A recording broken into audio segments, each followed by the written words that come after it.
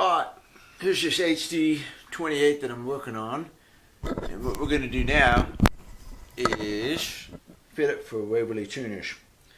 It used to have Grover rotomatics, and I did this in another video, took the rotomatics off and everything so you can see what they look like. What we're going to do now is fill in these, or take care of these raccoon eyes. And again, when I looked at on the raccoon eyes, it's not necessarily the fading or the darkness.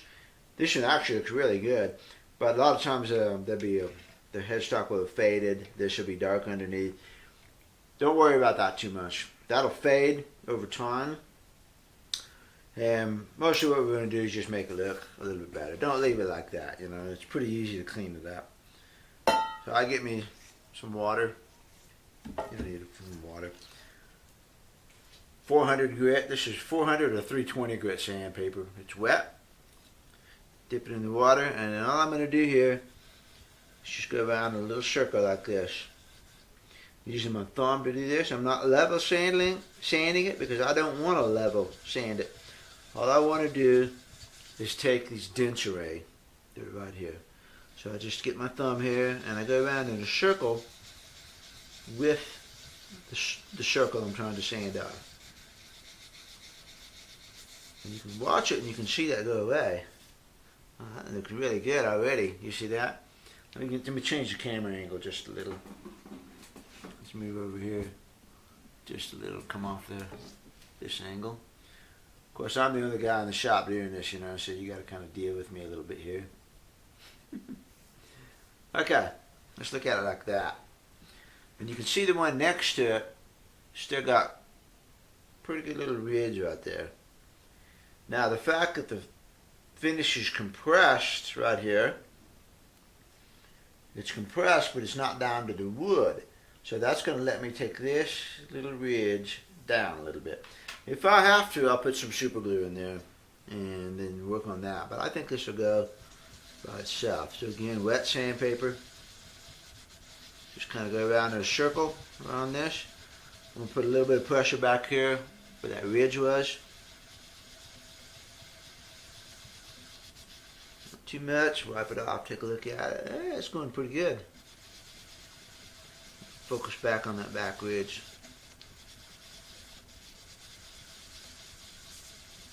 Just a little pressure, you know, I'm not using much, I'm just doing a light. That's pretty good. See, that's almost gone. This is going to clean up real nice. Let's change the angle again.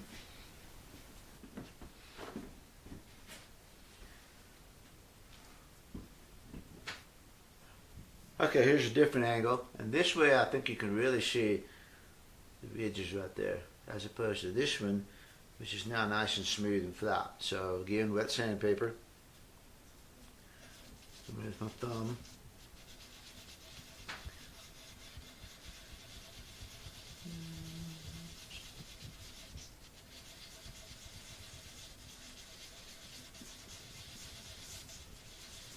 The whole key is just to check it frequently, you know.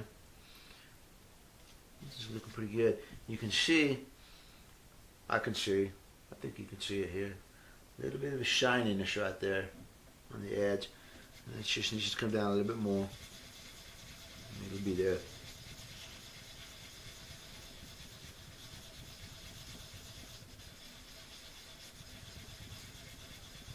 I can't play my mandolin while I'm doing this.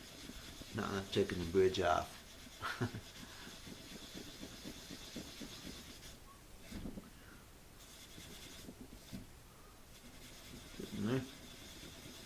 I see a spot that's still a little bit shiny, so I'm just going to go focus on it for a minute. And it looks pretty good. Yeah. And you just continue. Obviously, you've got to be real careful on the decal, you know. Just totally ignore the decal. Skip it. Don't get close to it at all.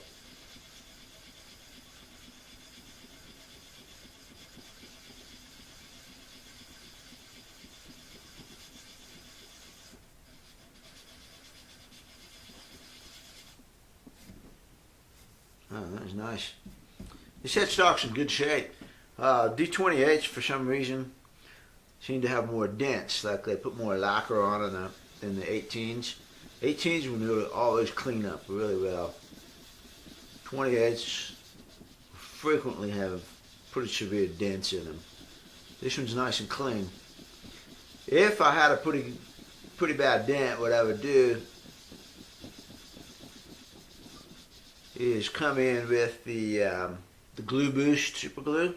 Let me get it.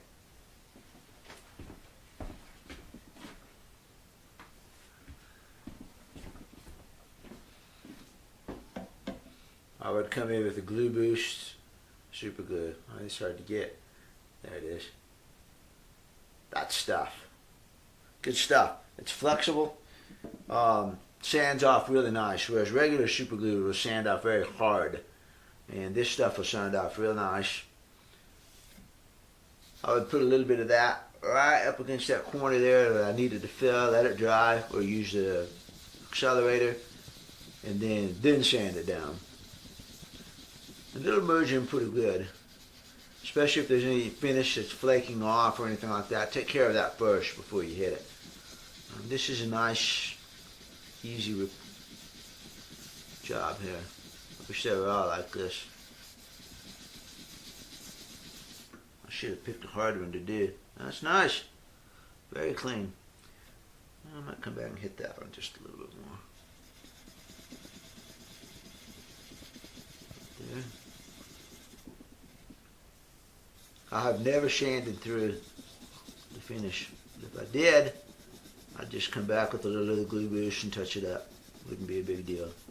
Okay, now I've been going in a circle with this sandpaper, so that leaves little circular scratches. So the last thing I'm going to do is I'm just going to go this way with it. I'm going to blend all my scratches in, real lightly, very, very light over the head decal. It's got some finish on it, you don't have to worry about it too much, but I'm just going to get this nice and evenly scratched, which is what you're doing, Dry it off, take a look at it. Looks pretty good. Okay, now,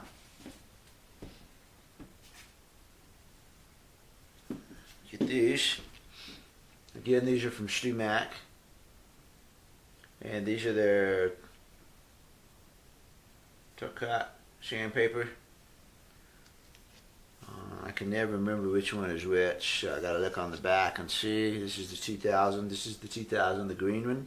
I'm gonna set it there. The orange is like 1300 or so. They've got a sticky side and a sandpaper side. And again, I just use my finger. My first scratches went this way. So first time I take this one, I'm gonna go opposite of those.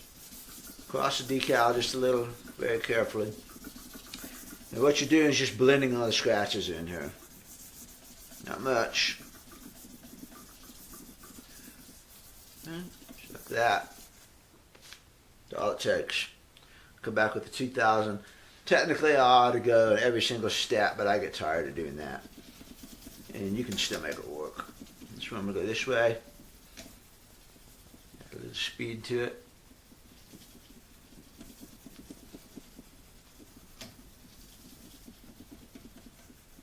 Okay. Polish that up. Now, here's my fancy polishing rig. A Makita drill. Buffer pad from Stu Mac.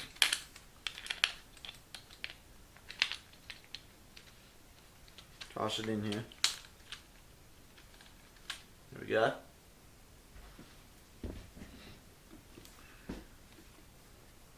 Wire. Number 2. Fine cut cleaner. Good stuff. Shake it up.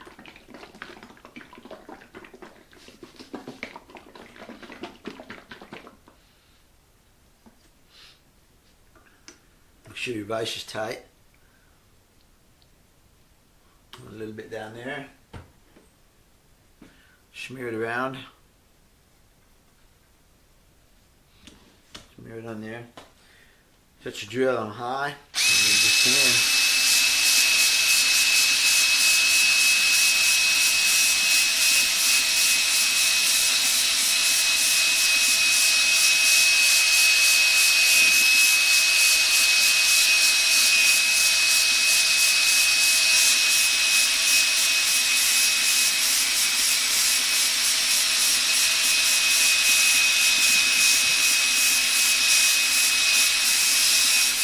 not putting a lot of pressure on that.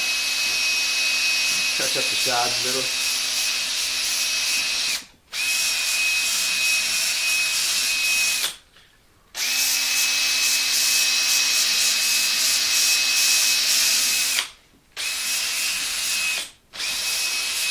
Let's see what we got.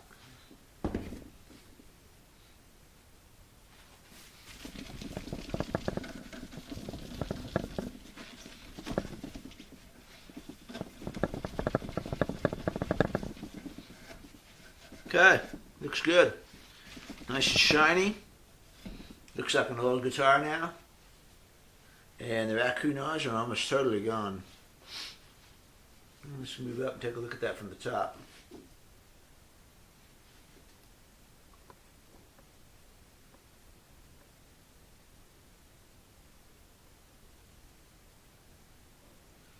Okay, back down to here.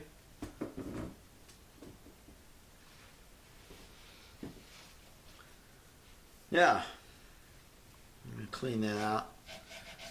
I don't have to clean it out because I'm getting ready to run a drill through here.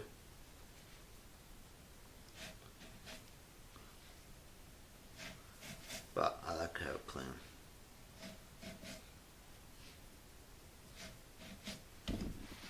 Okay, this guitar, since it had Grover automatics, is also going to have conversion bushings. It doesn't have to have conversion bushings. I could fill this up and I could use regular bushings, but conversion bushings are easier, and the regular bushings don't quite cover the hole. So I'd usually use the conversion bushings. If a guy really wants the smaller ones, I'm happy to fill it, re-drill it. It's more time. Time is money. So I generally do it this way. Here's a conversion bushing, and like I said in the other one, I generally use the round ones. The reason I like the round ones is because you got a little bit of a round raccoon eye here, and the round bushing on top of that will really make it invisible. Now, as you can see, the bushing doesn't want to go in there. It's a 3/8 inch conversion bushing, but it just doesn't quite want to press, and I'm not going to press it. So I get my little calipers out here. I've already done this a million times, but I'm doing this for your benefit. And you can point this up and you'll see there's about 390. So, in that hole, it's 370. So you don't want to force that. What you need is this drill bit, which is a 25/64. 25/64 drill bit. 1, there's 388, 390, it's 390. That's what you want. Chuck it up. Your handy Makita drill. You can do this by hand. If you're not comfortable using a drill, just take that drill bit by hand and turn it. But me, I do this all the time. So I'm going to put the drill on 1, so it's a slow speed. And I'm just going to come in here very carefully. Not even going to go all the way. I'm just going to get it down off the surface a little bit. Just to ream that out just a little bit. That's all. Let's do one by hand. By hand, all you got to do is hold the drill bit and just turn it. Like that. Kind of back and forth. Huh? That's all. Pretty easy. You could countersink this surface just a little bit, but the countersink will cause its own set of problems. And so I just come in here, make sure it's on 1, and just do this without even any pressure at all. I'm just letting the drill bit do the work.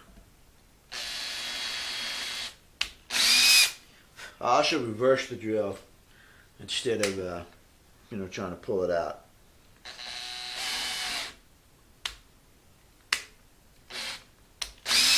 That's it.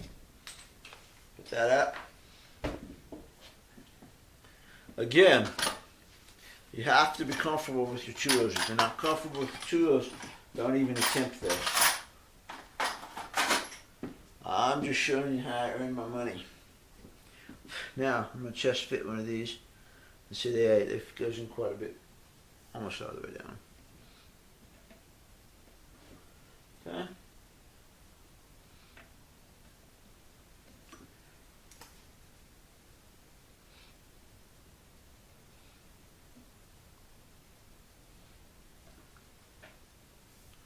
Pretty good.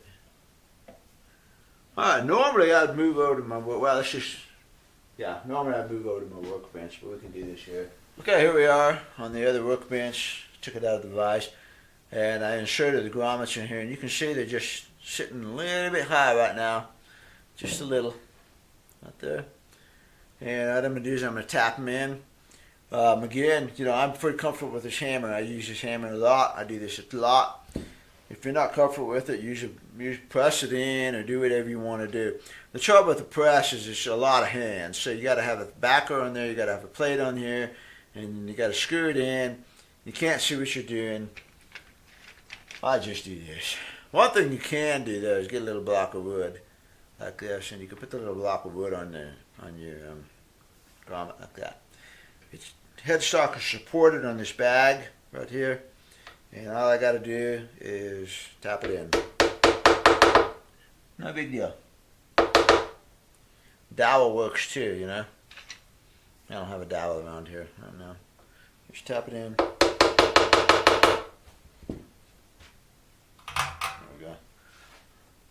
Now he's going to have to go to the bone. The main thing is just have that headstock supported on your bag.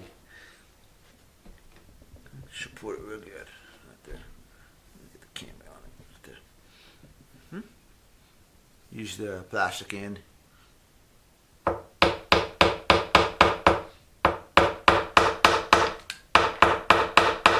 Yeah, see those vibrate out. I normally just do 2 at a time. Very good.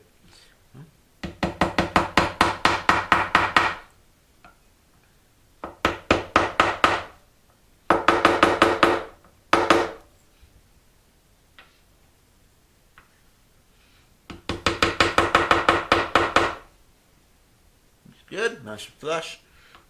You notice how I'm scooting the guitar back to make sure that each one is supported by the sandbag. There's no tension anywhere else. I'm not going to break the neck. I'm not even hitting that hard. I'm just a tap. Tap them in there. I don't know. The tapping just works better for me than a clamp, which is a steady forcing process.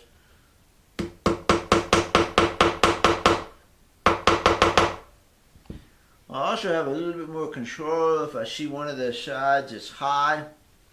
I can bring the block over to that side, like that, and I can tap just that side. So I have a little more control. And they're done. There we go. Okay? No big deal. People get all panicky when you talk about using a hammer, but it's not that big of a deal.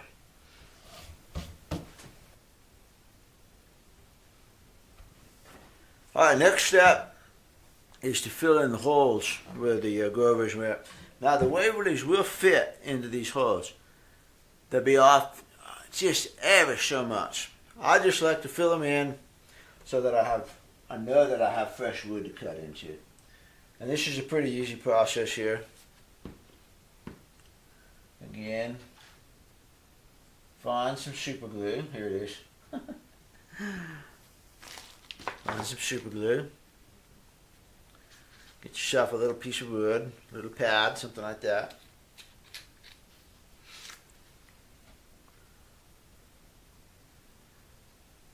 I love super glue. You can use wood glue if you want.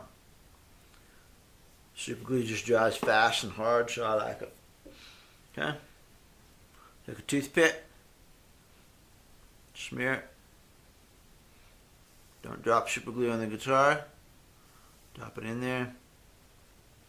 Take your hammer. Tap it. Just a little. these fret pullers. Come down to the base, clip it. Okay. Come in and wipe that super glue up immediately. And ta-da, done. Repeat. Now you get a little bit of a fatter end now. Smear it. Pop it in there. Tap it.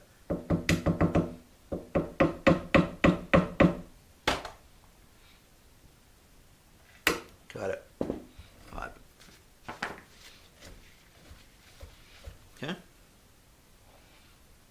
You could do this.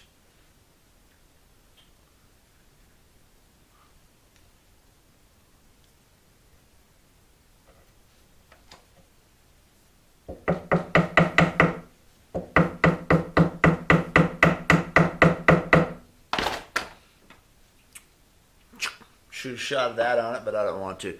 I like to keep the super glue wet, make it easier for me to wipe up. You can get it real quick and it won't hurt anything. Go to the other end.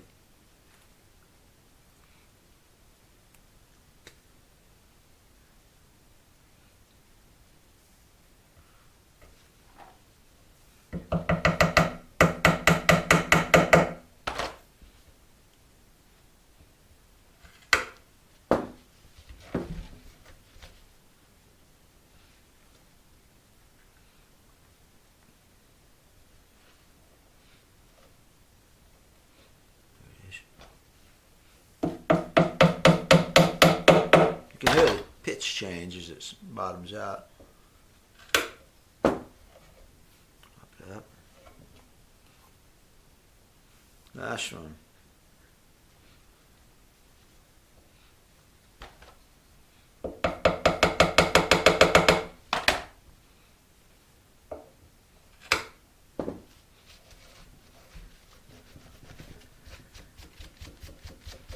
Okay, and there we go.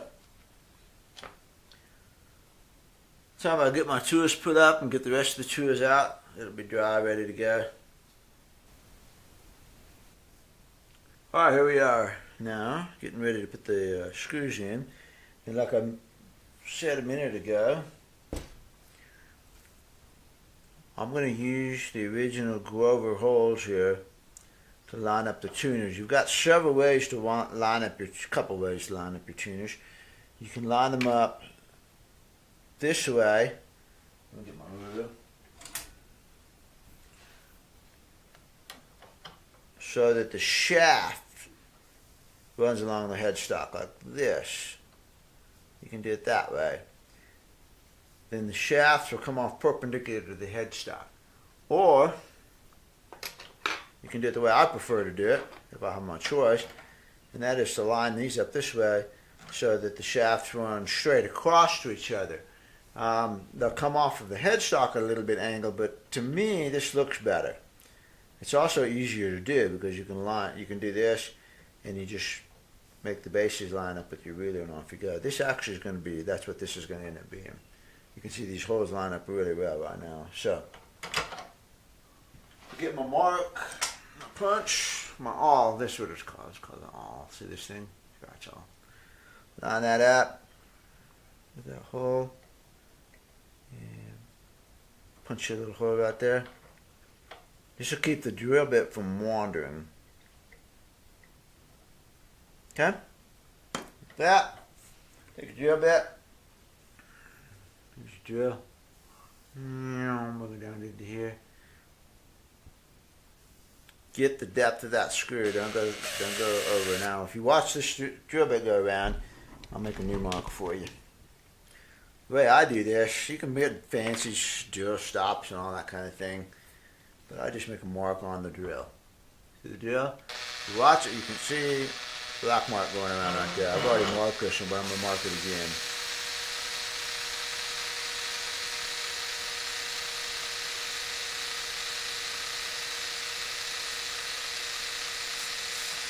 And there you go. Okay. Now we've got a mark. And that's how deep I'm going to go. I'm actually not going to go that deep. I'm not going to go any deeper than that. Because remember, you've got the bases got the depth of the base of the tuner. So I'm gonna pull the tuners right now. Set it in there. Gotta hold everything with my thumb. Stop. Stop. Okay. Put the tuner in. I like to use my cordless screwdriver here. To me, this is I have more control over this because I'm not trying to turn it at the same time. Put it on there. Make sure I got my thing set the right way, and I don't. So ready?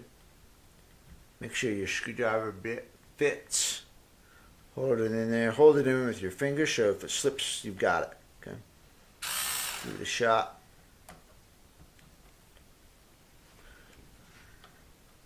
The camera's kind of in my way. You know, I'm trying to get it to where you can see it and I can see what I'm doing too. If you've got a clutch on it, set it to the softest setting. Just had a clutch on it, I'm going to set it there, set it one up.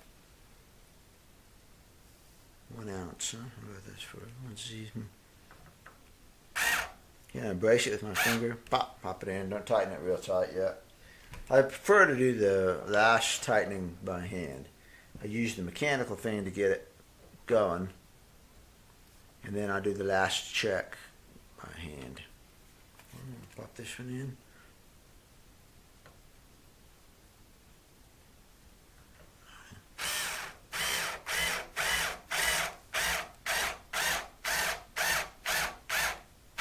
Use them. Leave it just a little loose. Reason for that is so that you can fine tune it up here. So I lay this across here and wiggle these back and forth until they're sitting solid on it. And what it's doing, each one of these faces is touching the piece of wood. That way I've got my shaft going straight across. Okay, I'll hold it down with my finger. Keep it from moving. Coming with the awl. Again, I'm bracing off my finger, getting it right in the middle. Punch a little hole. Check it. Make sure that one didn't go anywhere. Hold it.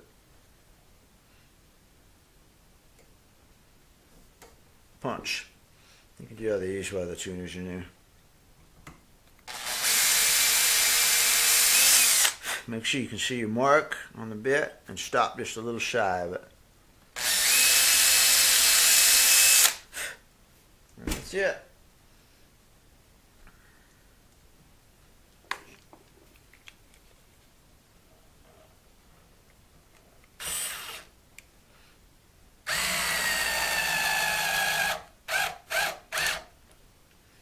Clutch stops it. This is going into virgin wood, so it's nice tight. It's good. Yeah, clutch is making it spin, which is fine.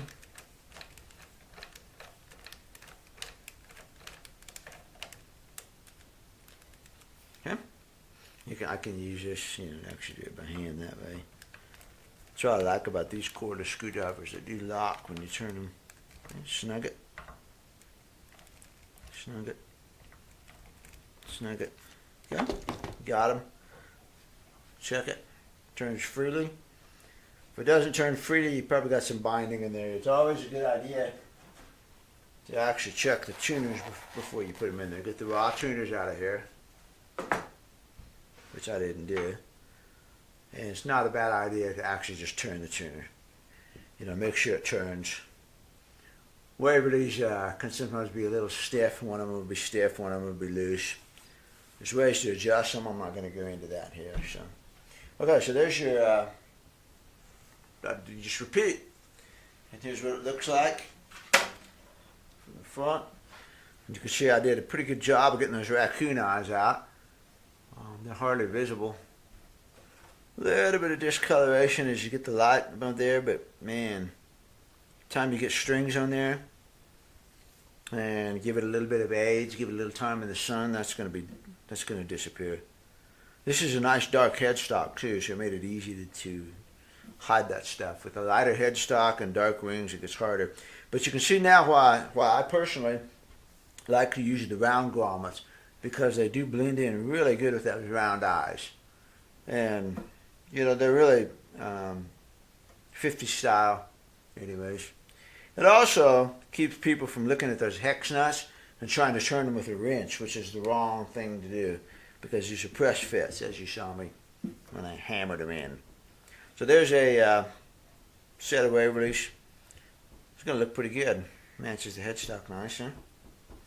So I'm going to finish up this myself, put the camera up, finish it up, and then I'll probably take the nut off. And he's got some fret dents in here. I'm going to work with the frets, and then I will, another video, I'll show you how I repair the bridge scar, because we're moving the bridge back on this guitar. So it's a lot of work.